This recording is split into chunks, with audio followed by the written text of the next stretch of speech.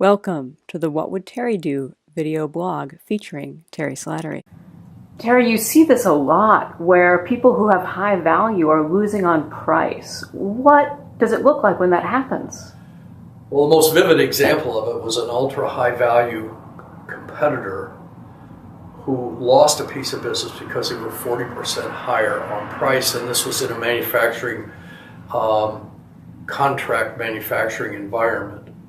And so they were providing components that had some assembly done to a larger entity. And so they lost the business. And we knew at the time that the competitor probably would have trouble with the quality level and producing enough parts at the right quantity, at the right quality, to be able to fulfill the contract. So as we waited a few months, and sure enough, about 8 months later, the phone call comes that says, "Can we talk?" And thankfully, we were ready for the call because we thought it was probably going to happen. And so when we helped them to get ready for the call, we had them focus on what had happened in the 8 months. And of course, it turned out that they were not making the launch date for this new product that was envisioned or on the horizon. And the lost time was $1 million a day in sales.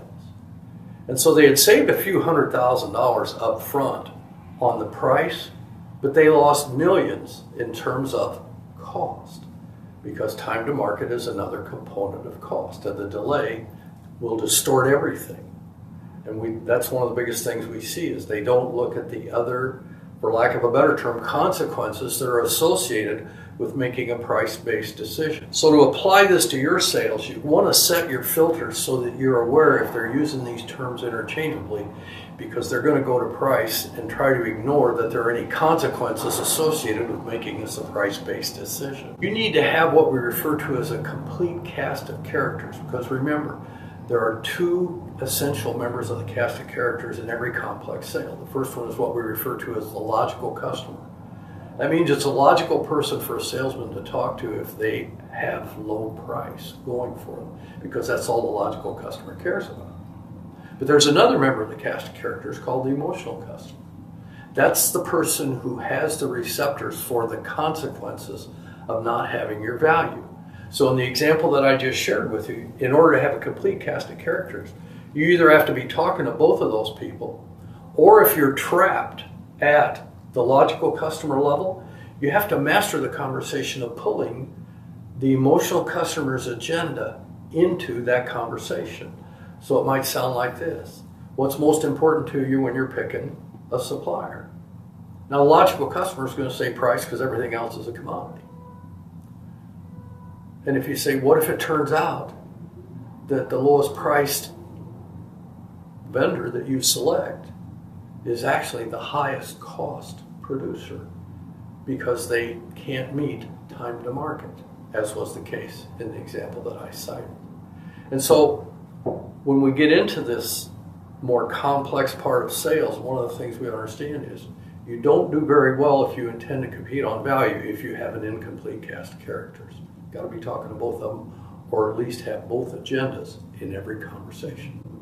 And will you share, for that example you gave us, what were the positions of the logical customer and the emotional customer?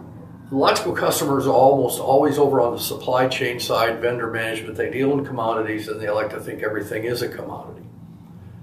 I often have thought that if you invented some new earth-shattering technology and you announced it to the logical customer, I promise you by lunchtime they'll be saying it's a commodity, even though nobody else has it.